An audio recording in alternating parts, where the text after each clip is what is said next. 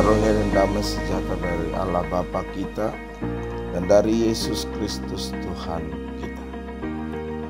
Amin. Shalom Bapak Ibu yang dikasihi Tuhan. Firman Tuhan renungan harian pada hari ini, Senin tanggal 3 Agustus 2020, yaitu dari kitab Keluaran 16 ayat 12. Aku telah mendengar sungut-sungut orang Israel, katakanlah kepada mereka, pada waktu senja kamu akan makan daging, dan pada waktu pagi kamu akan kenyang makan roti. Maka kamu akan mengetahui bahwa akulah Tuhan Allahmu. Demikian firman Tuhan. Saudara-saudara yang dikasihi Tuhan Yesus Kristus, renungan hari ini mengisahkan umat Israel yang kita perhatikan dalam kedekilan hati dan sikap keras tengkuk yang didasarkan atas kekurang percayaan mereka kepada Tuhan Allah. Allah Abraham, Ishak dan Yakub telah menunjukkan eksistensinya, penyertaannya, kuasa dan kasihnya kepada mereka ketika 10 tulah yang ditumpahkan kepada Fir'aun dan orang Mesir, sedangkan mereka terluput di tanah Gosen yang mereka diami. Mereka menyeberangi Laut Tiberau dengan membelahnya dan memusnahkan pasukan Firaun. Air pahit di mata air menjadi manis, dan di Elim diberikan 12 mata air dan 70 pohon kurma yang kita lihat dalam Keluaran pasal 15 ayat 25-27. Dari perikop ini lagi-lagi kita melihat dan memperhatikan sikap kurang percaya mereka, sehingga tidak mensyukuri segala karunia Tuhan.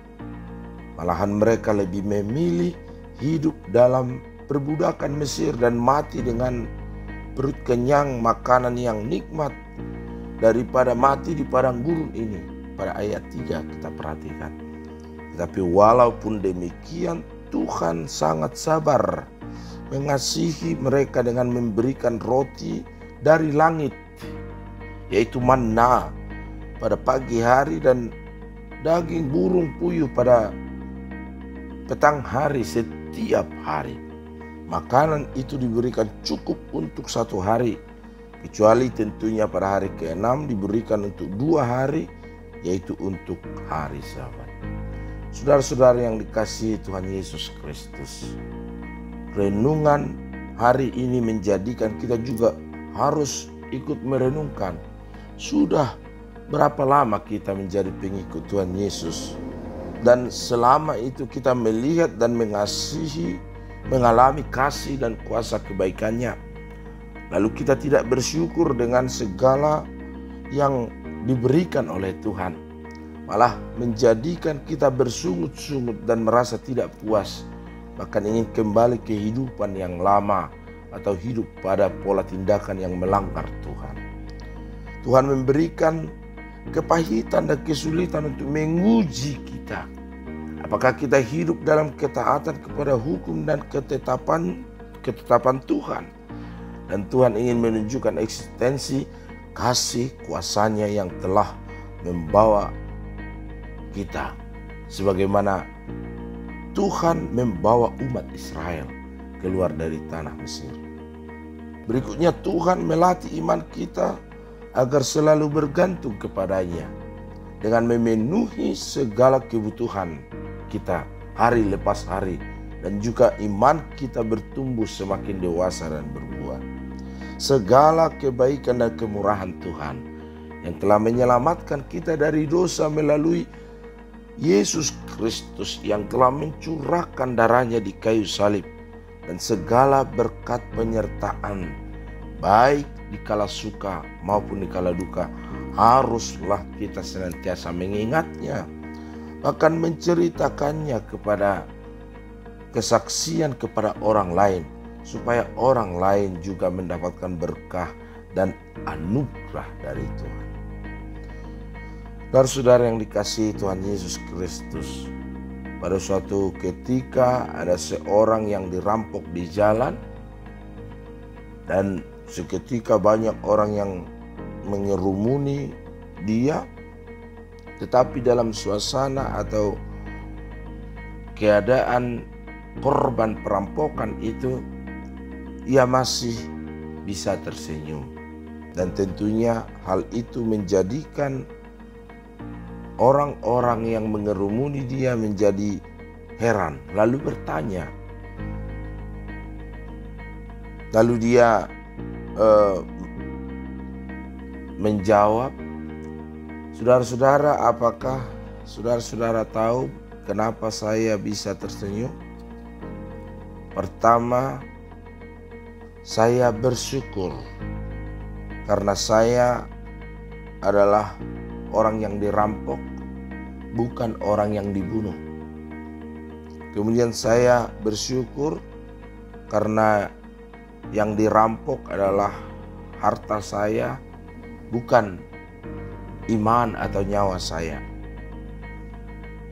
Kemudian saya juga bersyukur bahwa saya adalah orang yang dirampok, bukan orang yang merampok." Demikian katanya.